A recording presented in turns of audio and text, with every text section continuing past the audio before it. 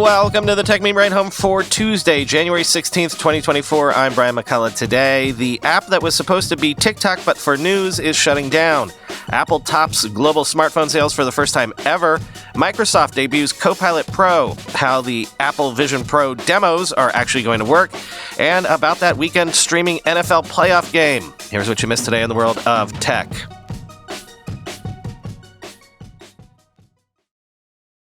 In a move that surprised just about everybody, algorithmic news-sharing app Artifact is shutting down after concluding that, quote, the market opportunity isn't big enough to warrant continued investment in the product, quoting TechCrunch.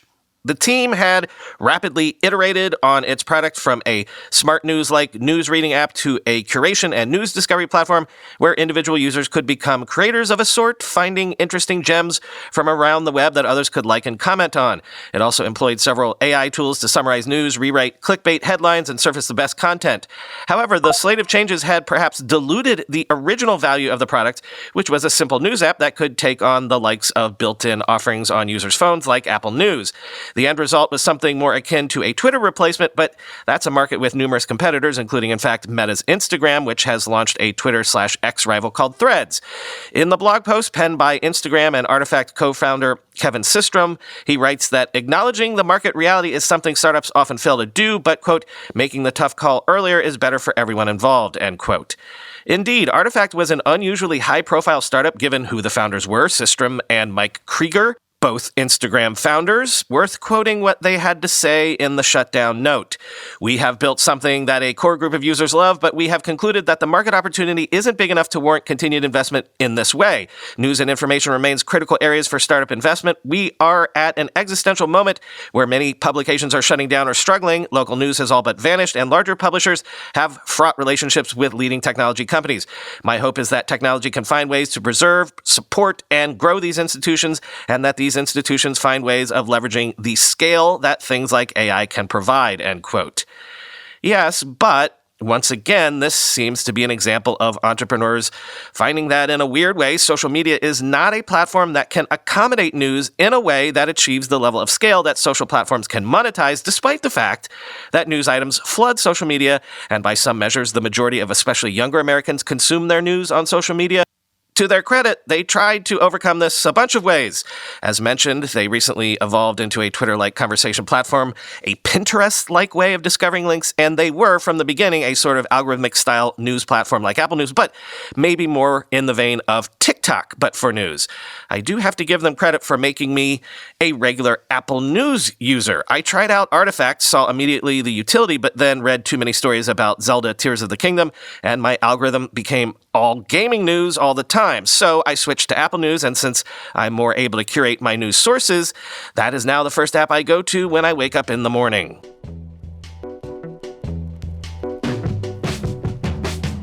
We knew that last year was a bad year for smartphone shipments. That's one of the reasons 2023 was a bit of a tech recession year. And indeed, IDC is confirming that global smartphone shipments declined 3.2% year over year to 1.17 billion units in 2023.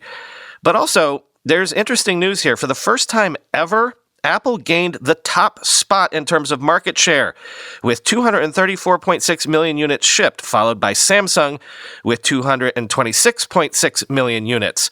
Also, there are signs of a turnaround coming soon. Quote, according to preliminary data from the International Data Corporation IDC's worldwide quarterly mobile phone tracker, global smartphone shipments declined 3.2% year over year to 1.17 billion units in 2023.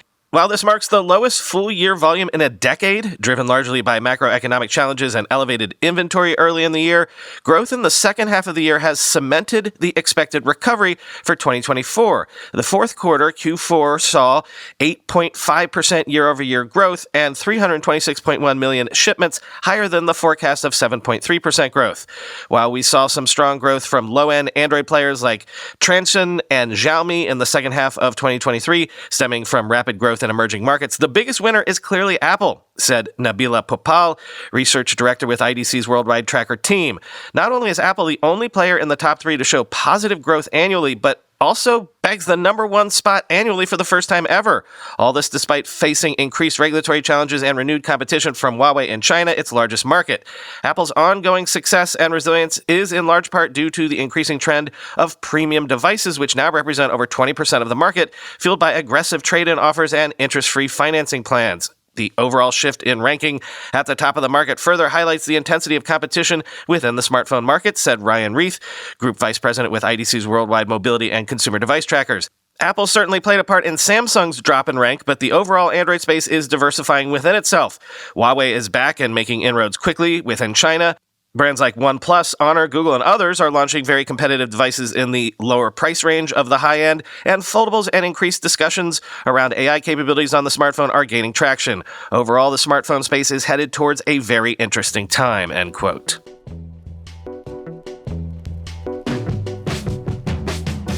Microsoft has debuted Copilot Pro for $20 per month per user, offering access to the latest models and features, including custom Copilot GPTs and integration into Office. This is, again, the Pro version, the more advanced version of Copilot, also reportedly the fastest.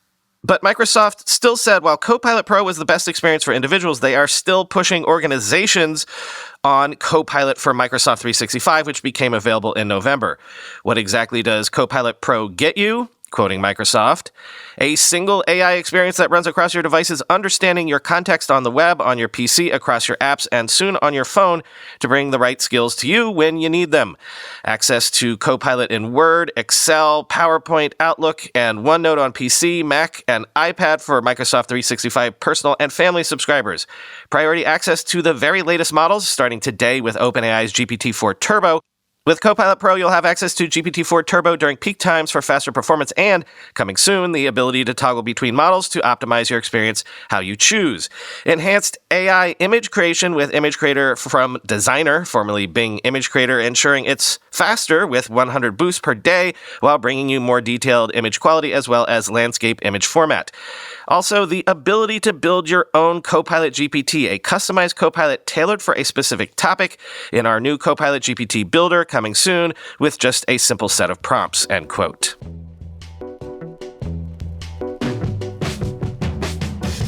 As part of the Massimo patent fight, the US CBP has decided that Apple can avoid a ban and sell the Watch Series 9 by removing its pulse oximetry features.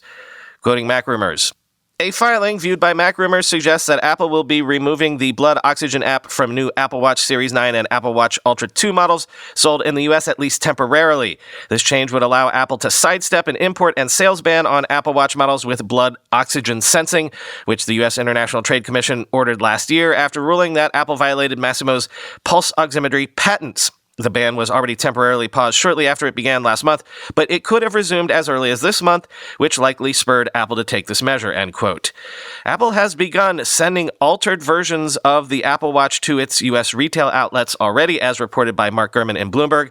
The exact sale date of this new flavor of neutered watch remains uncertain, and Apple has not yet replied to inquiries for comment.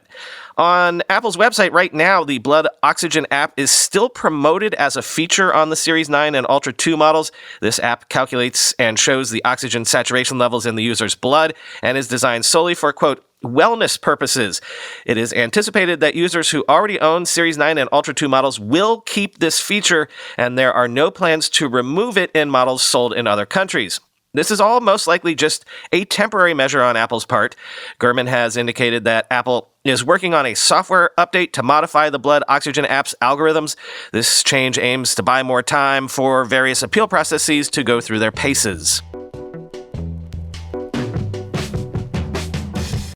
Mark Gurman has had his sources outline exactly what you can expect if you decide to go pick up an Apple Vision Pro in-store next month, including extensive fitting and calibration and an employee-guided demo lasting up to 25 minutes. Remember, Apple flew out a bunch of sales associates to Cupertino for a boot camp on how to sell this thing. The largest Apple stores are expected to have more than a dozen demo units available for folks to sign up for on launch day. The demonstration starts with a retail worker using an app to scan the customer's face similar to setting up Face ID. That's why they sent out a note last week telling people to bring their iPhones with them. For the face scanning, this identifies the correct light seal, foam cushion, and band size needed for the customer. The light seal prevents external light intrusion and is available in over 25 variants. The foam cushions have 2 sizes. For glasses wearers, a special device scans the lenses to get prescription details. The store stocks numerous lenses for this purpose. After gathering those details, a colleague assembles the Vision Pro headset with the appropriate accessories in the back room. The employee then guides the customer on using the Vision Pro's interface. This includes eye-controlled pointer navigation, gesture-based selections, and proper headset handling. They'll demonstrate adjusting the fit dial on the headband and using the digital crown to switch between virtual and augmented reality modes. The staffer can view what the user sees on the Vision Pro through an iPad. The Apple employee then lets customers fit the headset themselves. They calibrate it by performing eye tracking exercises with varying brightness levels and a hand scan within the device's field of vision. And then, according to Mark, quote, the roughly 20 to 25-minute demo can begin. Users will be directed to the Photos app to view still images that are similar to the ones preloaded on Apple's other devices in retail stores. That's followed by examples of panorama shots. Then the demo starts to get more interesting. The customer sees 3D images that Apple calls spatial photos, in this case of a kid hitting a piñata, and a spatial video footage of a birthday party. The next part of the demo shows how to use the device as a computer or iPad replacement. It explains how to position multiple app windows in space and scroll through web pages in the Safari browser. Customers are then shown 3D and immersive movies, including clips of wild animals, the ocean, and sports. There's also a compelling scene that makes users feel as if they're on a tightrope. The Vision Pros in Apple retail stores also will be preloaded with various third-party apps that are launching with the device next month. The goal of the demos is giving users an experience that's compelling but not exhausting, ideally leaving them itching for more, end quote. The buying process is slightly different. Buyers still get the face scan, but that then guides the employee to package the correct light seal, band, and cushions at the point of sale, akin to assembling an Apple Watch with its band for customers. Each Apple retail store will feature a special table showcasing the Vision Pro hardware, although these display units are not for wearing. Depending on the store's size, about 2 to 4 units will be exhibited for you to gawk at, but not demo. Apple really wants people to try the Vision Pro in store. However, online purchasers will have access to the face scan system, allowing for a customized product to be assembled and delivered to them.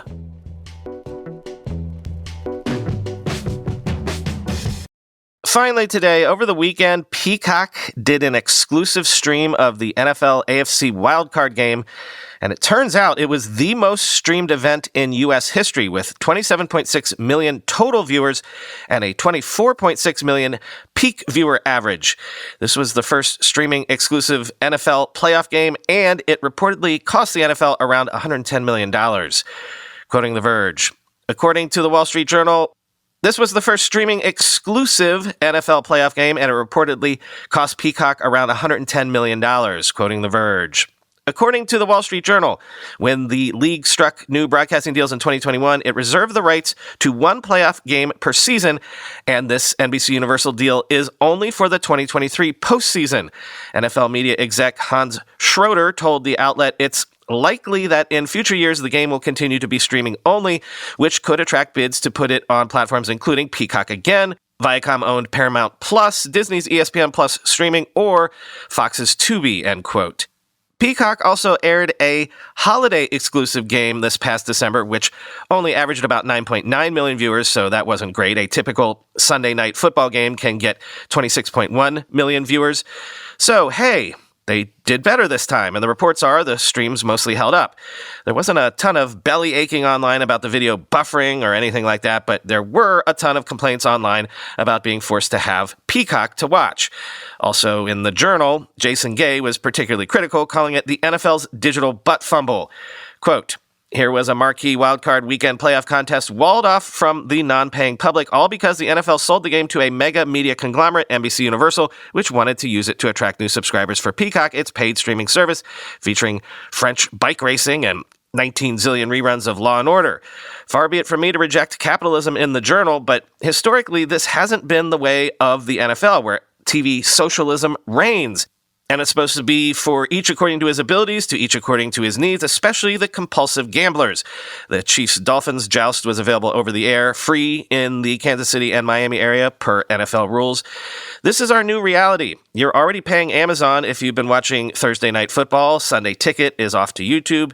And as cable continues to bleed subscribers, more streaming games are sure to follow. The NFL's desire for every eyeball is pushing up against the new realities of modern media, and if it wants the dollars, Peacock paid $110 million for its playoff game. The Journal's Joe Flint reported it has to let its TV partners reorient their business, end quote.